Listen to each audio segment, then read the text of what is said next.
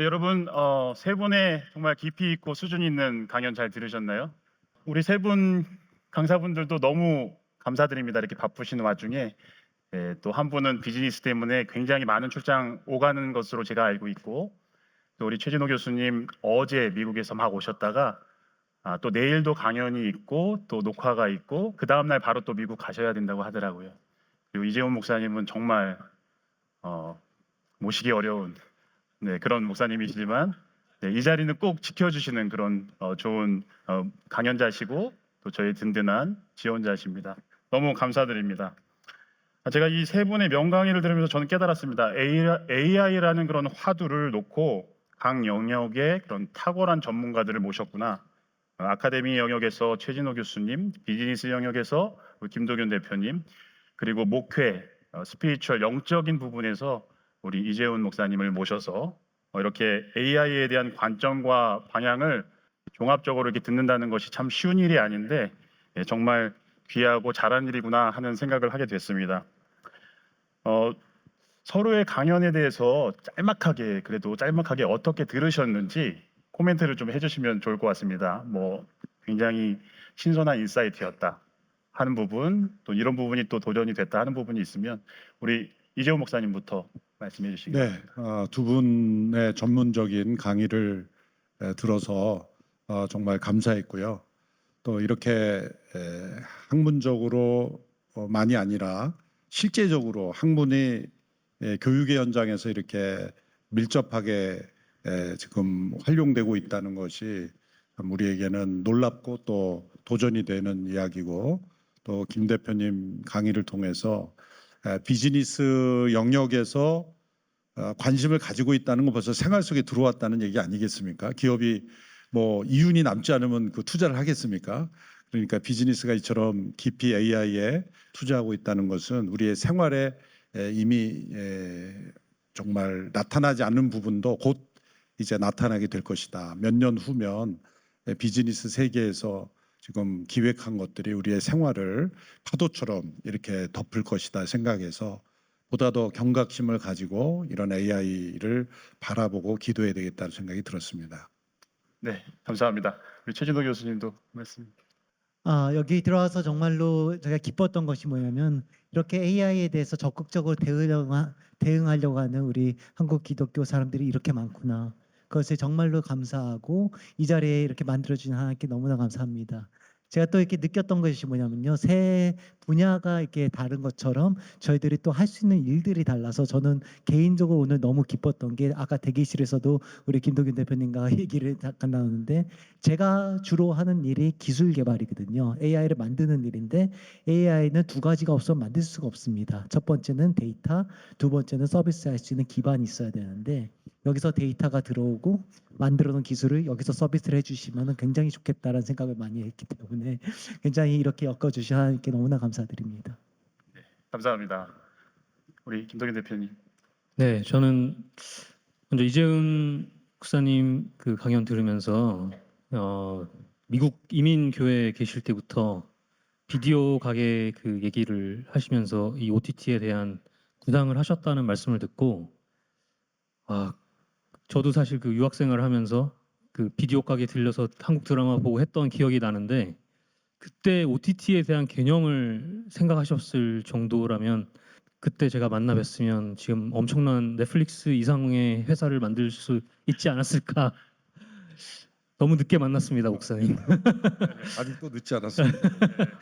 예, 그런 의미에서 이번에 퐁당 OTT가 아직 늦지 않았다는 말씀과 함께 글로벌화된 기독교 전 세계 기독교인의 플랫폼으로 더 이상 한국만의 퐁당이 아닌 한국인 기독교인의 퐁당만이 아닌 전 세계 기독교인의 퐁당이 되었으면 하는, 또 정말 가능할 거라고 생각하는 마음이 들었고요.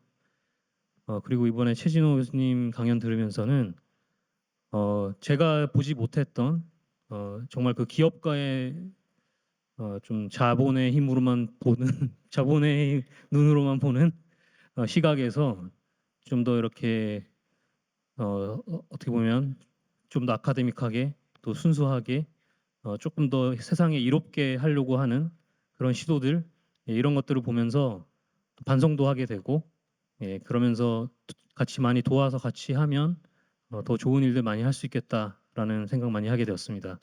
네. 네, 새 분야의 또 전문가들 모시니까 뭐가 금방이라도 나올 것 같은 그런 기대감이 또 생기게 됩니다. 김도균 대표님 말씀 이어서 제가 또 질문 하나를 드리면 아까 강연에서도 말씀하셨는데 대체 이 메타버스 한참 붐이었는데 이게 어떻게 될까요? 그리고 또 뭐 애플 비전 프로 뭐 AR 쪽의 기술이라든지 이런 것들 사실 굉장히 뭐 좀 뜨겁다가 금방 또 이렇게 좀 사장되는 것 같은 외면받는 것 같은 그런 느낌이 드는데 이런 것들이 어떻게 앞으로 전망을 하고 있습니까? 예, 메타버스는 사실 업계에서 바라보는 거는 메타버스 이 말 자체가 초월된 세상이라는 뜻입니다. 근데 AI보다 메타버스가 먼저 나오게 된 세상에 먼저 좀 알려지게 된 배경이 코로나라는 특수한 환경 때문에 이제 세상에 먼저 나왔는데 어찌 보면 메타버스라는 거는 AI가 먼저 기반이 되어야 비로소 완성이 될 수 있는 기술이라고 볼 수 있습니다. 가상현실의 공간에서 AI의 기술들이 합쳐져야지 완성이 될 수 있고 그것이 비로소 되었을 때 그 다음에 디바이스의 기술도 함께 발전이 되어야 가상 공간에서의 우리가 추구하는 초월된 현실을 만들 수 있는 것인데 코로나 때 우리가 대면 미팅을 못 하게 되면서 가상 현실이라는 것을 마주하게 되면서 생겨났던 어떻게 보면 조금 세상에 나오기 좀 일찍 나온 네. 그런 상황이었기 때문에 좀 붐이 있었다가 다시 지금 들어간 것이었고 AI가 지금 오픈 AI에서 챗GPT가 나오면서 열광하게 되면서 다시 이제 나온 케이스고요. 네. 메타버스는 제가 봤을 때는 뭐 휴머노이드나 이런 것들이 이제 나오게 되고 또 디바이스의 발전이 됨에 따라서 어쩔 수 없이 또 우리가 맞이해야 되는 새로운 또 기술이다. 절대 사장될 기술이 아니라 앞으로 더 발전되는 그런 기술이다. 네. 또 마찬가지로 그래서 한국 기독교뿐만 아니라 전체 세상의 크리스찬들이 AI와 더불어서 대비해야 되는 기술이다라고 생각하고 있습니다. 네, 듣고 보니까 아까 그 교수님께서 정리해 주신 대로 컨텐츠 우리 목사님 그리고 인프라 우리 대표님 그리고 그것을 또 개발하는 교수님 이 삼박자가 균형 있게 또 이렇게 같이 개발이 되어야지 그런 것들이 또 사람들에게 어필이 될 수 있고 실생활에서도 접목이 될 수 있는 그런 부분인 것 같습니다. 그런 부분에서 밸런스가 좀 깨졌다 하는 그런 말씀을 해주셨고요.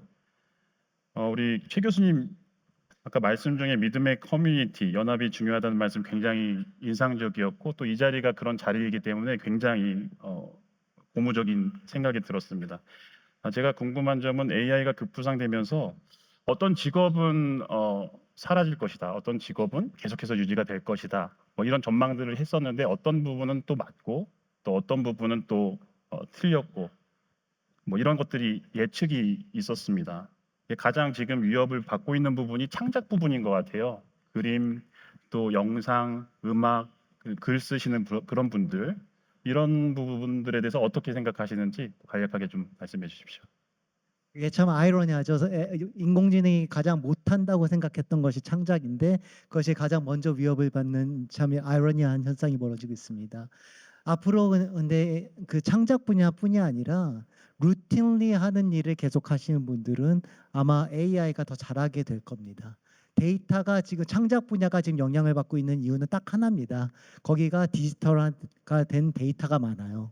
그래서 그 데이터가 학습이 많이 됐기 때문에 그게 문제가 되고 있는 것이지 다른 분야도 이제 AI의 밭을 받기 때문에 다 자기 데이터를 디지털화하기 시작했습니다.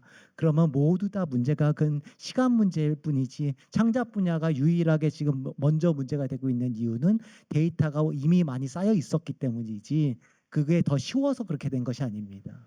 그래서 모든 다른 분야들이 루틴리 하는 일은 다 문제가 AI하고 이제 대처를 하기 시작할 겁니다. 그래서 제가 학생들한테 항상 하는 얘기가 AI보다 못하는 사람이 되면 안 된다. 그 얘기를 계속 하는 것이 무엇이냐면 제가 아까 이제 대표님께서도 이제 창의성 얘기 많이 하시고 하셨는데, 그리고 목사님께서 또 성찰에 대한 얘기도 하셨잖아요. 사람이 뭔가 과정이 있으면서 성찰이 있고 거기 안에서 배우는 것이 있습니다. 그렇죠? 그 안에서 생각을 많이 하게 되고 창의력이 발현이 됩니다. 근데 요즘 아이들은 그 과정이 굉장히 빨리빨리 지나가기 때문에 성찰이 많이 없어지고, 그러다 보니까 생각하는 시간도 줄어들면서 창의력이 없어집니다. 창의력이 없는 사람은 앞으로 무슨 직업을 했든지 AI가 대처될 수밖에 없습니다. 이미 기존에 데이터가 쌓여 있는 모든 직업은 AI가 더 잘할 수밖에 없습니다. 네. 그렇기 때문에 앞으로 제가 얘기하고 싶은 것은 직업이 문제가 아니라 어떤 직업에서든 기존에 하지 않았던 사람들이 했던 방식을 자꾸 찾아보고 거기서 더 발전시키려고 노력하는 사람만이 더욱더 살아남을 가능성이 높다라고 말씀드리고 싶습니다. 네, 답변 감사합니다.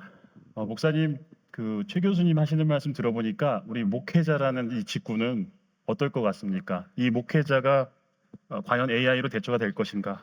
목회자의 롤은 어떻게 변화가 될 것인가? 최근에 어느 기사에서 해외 어느 나라인지 기억 못하겠습니다만은 그 AI를 틀어놓고 설교를 듣고 예배하는 장면이 나왔더라고요. 그래서 굉장히 뭐 자랑스럽게 생각하는데, 저는 뭐 그런 잘못된 것이라고 생각을 하고, AI가 목회자를 대체할 수는 없는 것이다. 그런 교회의 본질로서는 합당하지 않은 것이다. 심지어 저는 더 나아가서 우리가 CGN이나 이런 미디어 사역을 활발히 하지만 이 온라인과 오프라인을 생각할 때 이것을 50대 50의 비율로 생각하는 것이 균형이라는 것은 잘못된 것이라고 생각합니다. 궁극적으로 교회의 본질은 인격의 만남이고 공동체이기 때문에 오프라인을 보완하는 온라인, 그런 개념으로, 부수적 개념으로 철저하게 생각을 해야 된다고 생각하기 때문에 온라인이 오프라인을 대체한다라는 개념은 저는 매우 위험하다고 생각을 하기 때문에, 이제 그런 의미에서 퍼슨 투 퍼슨으로 그 공동체를 형성하는 목회자와 성도들의 만남을 AI가 방해하도록 해서는 안 된다. 그런 의미에서는 보수적으로 우리가 시각을 해야 되지만, 목회자들이 그동안 잘할 수 없었던 기능을 AI를 툴로 이용해서 사용하는 그런 면에서는 적극적으로 우리가 활용해야 된다는 측면에서 목회자의 기능이 일부 AI로 갈 수 있다고 보는 겁니다. 그 대표적인 것이 이제 양육이고, 성경 66권을 평생 그 가르치고 강해한 분은 몇이나 될까요?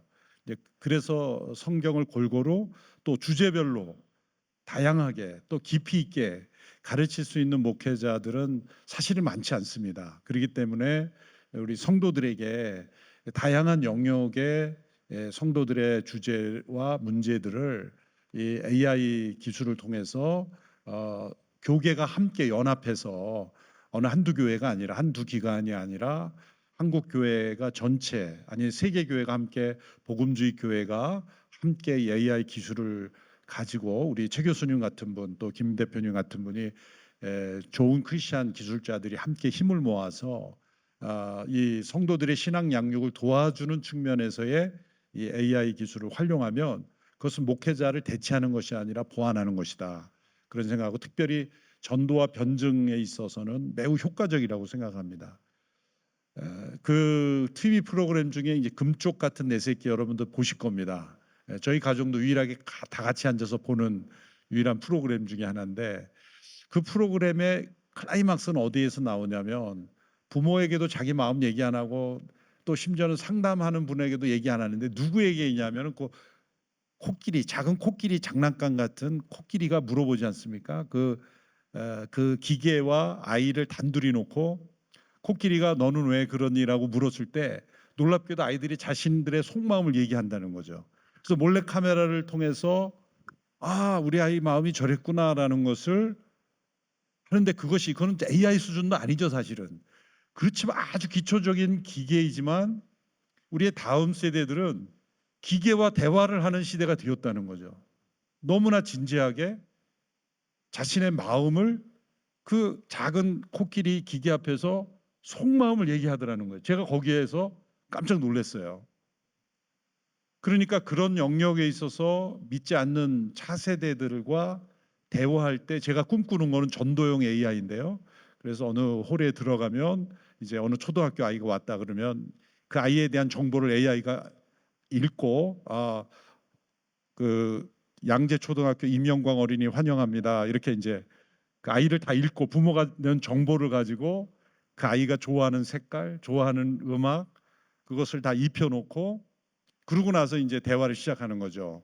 그러면 이제 빨려 들어가는 그래서 어디선가 음성이 들리고 뭐 아바타가 나도 좋고 그래서 뭐든지 물어보도록 함으로써 그 AI 가지고 있는 엄청난 전도와 변증 지식 있잖아요.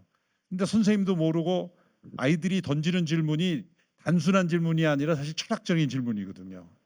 굉장히 깊이가 있는 질문을 어린아이들이 사실 던집니다. 그러니까 대답하기가 어려운 거예요.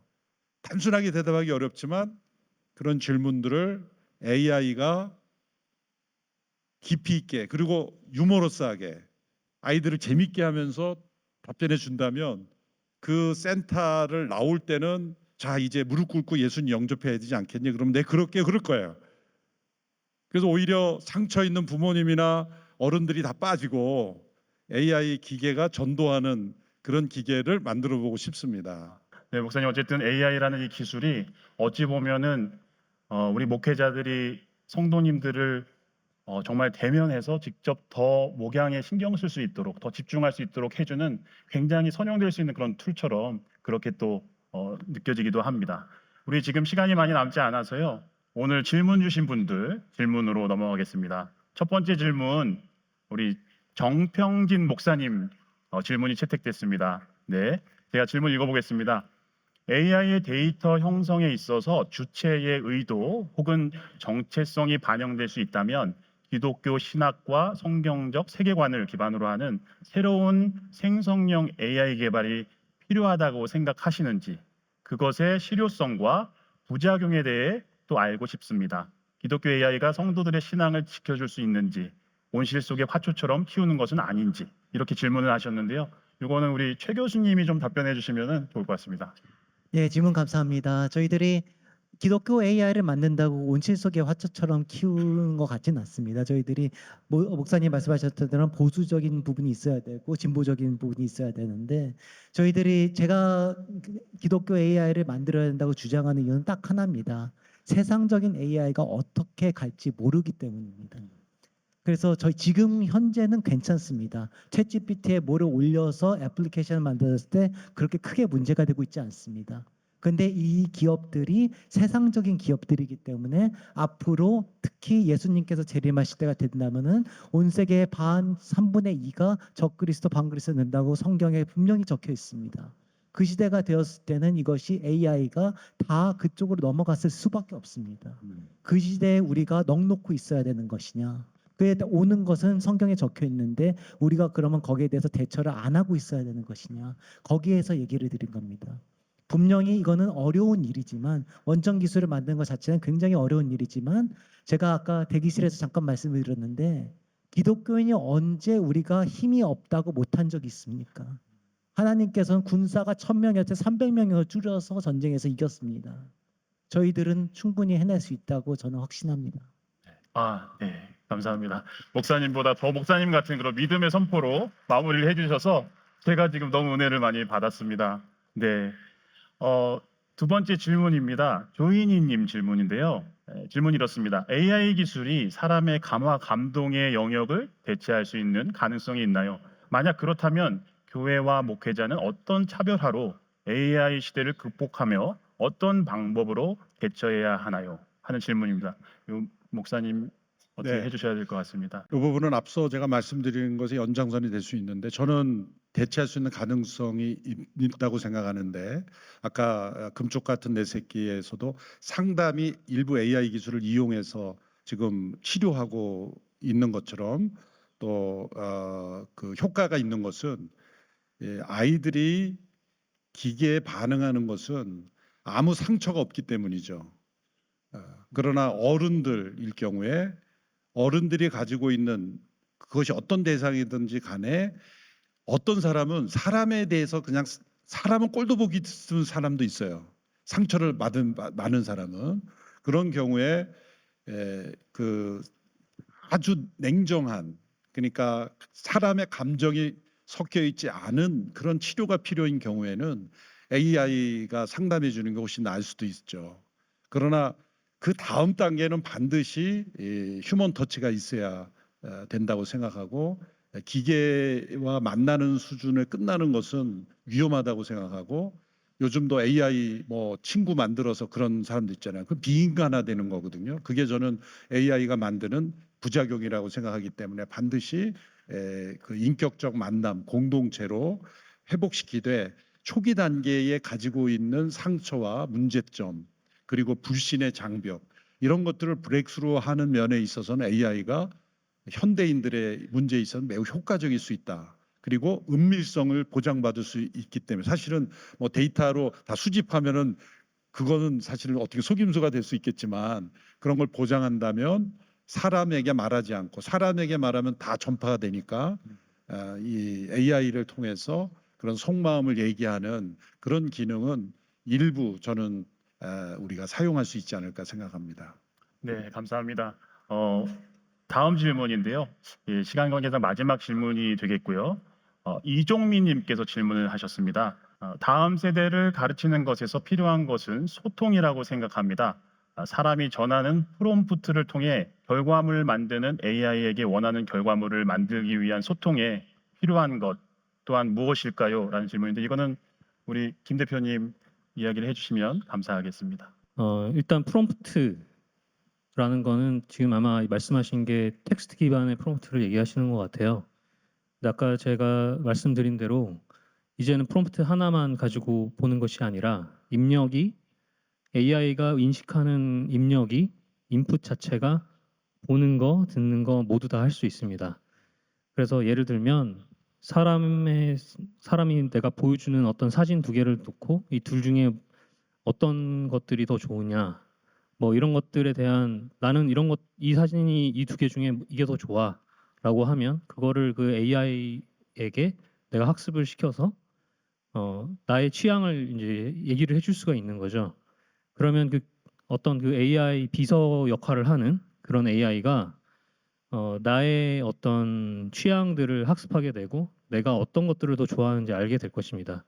그럼 우리가 이제 교회로 돌아와서 이 사람이 이제 어떤 교회에 가서 찬양을 부르고 또 어떤 기도를 하고 또 이런 것들을 이제 계속 학습을 만약에 이 AI가 한다라고 하면 이 AI가 어떤 추천을 하거나 이 사람에게 어떤 말씀을 전하거나 어떤 뭐 설교 그 컨텐츠나 이런 것들을 제안을 할 때 그 사람이 그 상황에 맞게 필요한 것들을 좀 제안을 해줄 수 있는 상황도 생길 수 있다는 것이죠. 다만 거기에 대한 부작용으로 생길 수 있는 거는 좀 편협적인 컨텐츠로 인해서 이 사람이 원하는 것만 듣게 하는 뭐 이런 문제가 좀 생길 수 있는 부분에 대해서는 우리가 좀 경각심을 가질 필요성은 있을 것 같습니다.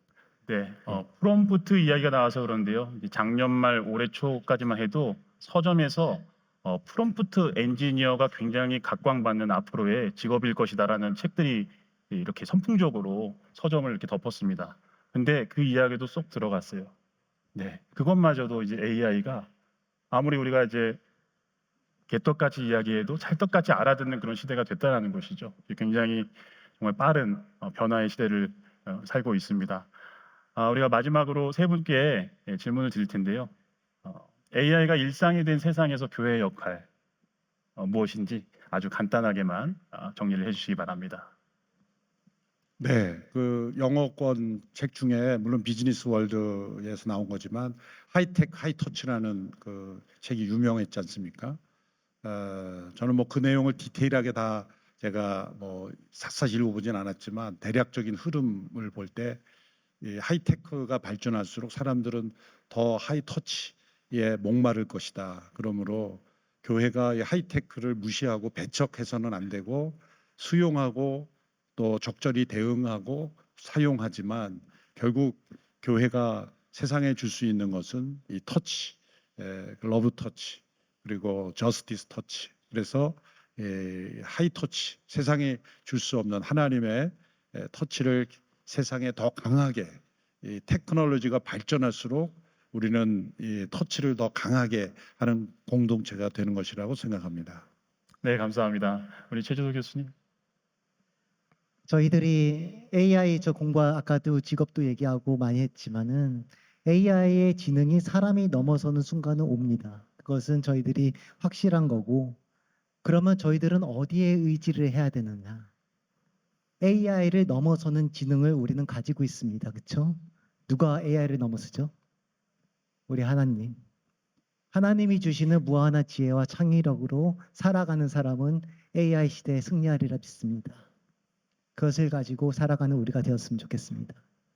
아멘. 감사합니다. 우리 김 대표님.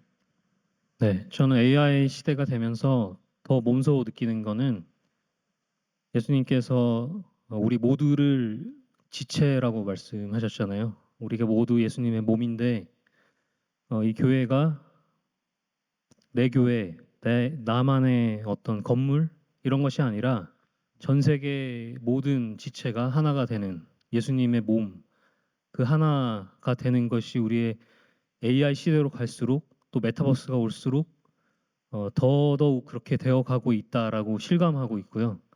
아마 교회가 세상 그 어느 기업이나 어떤 단체보다도 더더욱 그렇게 하나 되는 곳이 될 수 있다라고 생각을 하고 그렇게 더 세상에서 빛과 소금의 역할을 할 수 있는 그런 역할을 할 수 있다고 생각을 하고 있습니다.